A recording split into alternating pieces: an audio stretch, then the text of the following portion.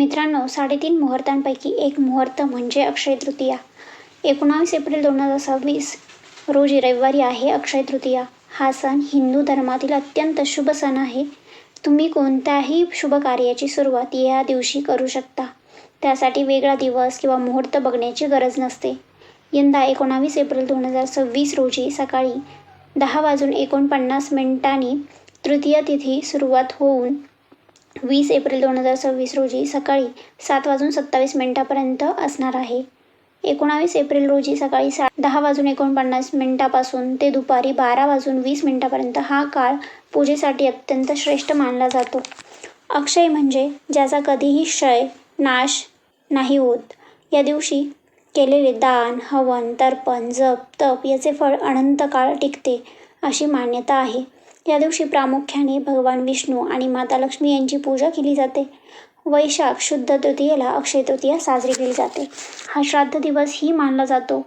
या दिवशी पितरांचीही पूजा केली जाते. थोडक्यात पितरांचे ऋण फेडण्याचा हा दिवस आहे. तसेच हा दिवस परशुराम जयंती म्हणूनही ओळखला जातो, कारण या दिवशी परशुरामाचा जन्म झाला होता. अक्षय म्हणजे कधीही न संपणारे, अखंड टिकणारे.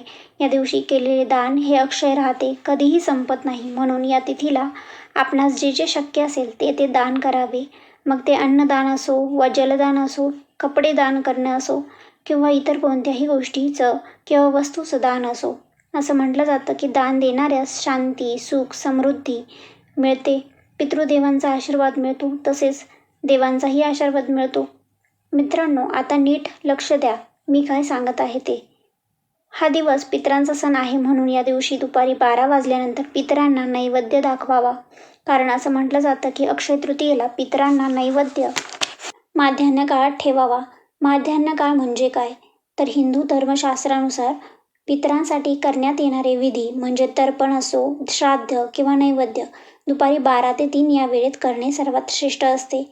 या काळाला कुतप काळ असे मानले जाते. म्हणून दुपारी सूर्य डोक्यावर आल्यावर पितरांना दिलेला नैवेद्य त्यांच्यापर्यंत लवकर पोहोचतो अशी ही मान्यता आहे. सकाळी देवपूजा करून झाल्यानंतर घरातील देवांना, कुलदेवतेला नैवेद्य दाखवावा आणि दुपारी 12 ते 3 या दरम्यान पितरांना नैवेद्य दाखवावा. या दिवशी पितरांना उदक कुंभ दान करतात. या दिवशी शक्यतो घरातील सर्वांनी दक्षिणेकडे तोंड करून हात जोडून पितृशांती स्तोत्र म्हणावे.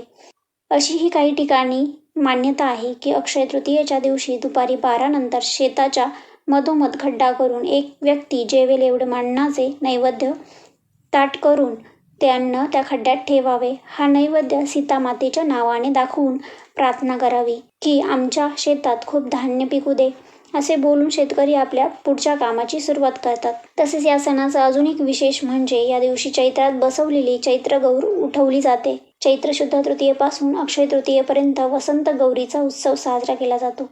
चैत्र शुद्ध तृतीयेपर्यंत मोहरी आलेली गौरी महिनाभर राहून याच दिवशी साजरी जाते असा समज आहे. त्यामुळे स्त्रिया घरोघरी हळदी कुंकू समारंभ करतात. अंघोळ झाल्यानंतर स्त्रिया रस्त्याने गाणी गात गौरी विसर्जन करतात. गोड पदार्थांचा नैवेद्य करतात. आता आपण बघूया या दिवशी कोणत्या पदार्थाचा नैवेद्य करावा. अक्षय तृतीया वैशाख महिन्यात येते, जेव्हा आंब्यांचा हंगाम असतो. त्यामुळे या दिवशी आंबारस, पुरणपोळीचा नैवेद्य करावा. तसेच भगवान विष्णूंना, लक्ष्मीला दूध, साखर, पांढऱ्या किंवा पिवळ्या रंगाची मिठाई तुम्ही नैवेद्यात किंवा प्रसादात ठेवू शकता. पितरांसाठी कुरडई, पापड, भजी नक्की बनवावे. नैवेद्य तयार करताना घ्यायची काळजी म्हणजे स्वयंपाक पूर्णपणे सात्विक असावा. त्यामध्ये कांदा, लसूण वापरणे टाळावे.